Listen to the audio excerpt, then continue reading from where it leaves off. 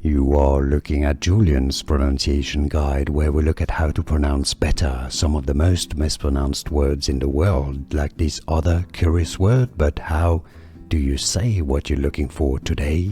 Let's learn how to pronounce these three forms of the verb in English, ring. If you want to learn more irregular verbs, more English grammar, make sure to stay tuned to the channel. I've got more coming up for you. So, standard form of the verb, simple, is ring. Ring. The past tense of the verb to ring is rang. British English pronunciation, rang. The American English pronunciation is more as rang. The past participle is rung. Rung.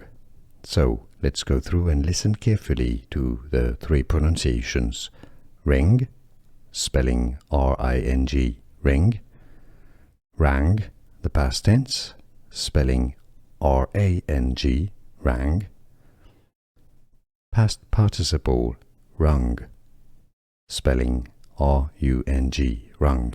Ring, rang, rung. Ring, rang, rung. Can you hear the difference? Let me know in the comments. If it was useful, give me a like. I appreciate it.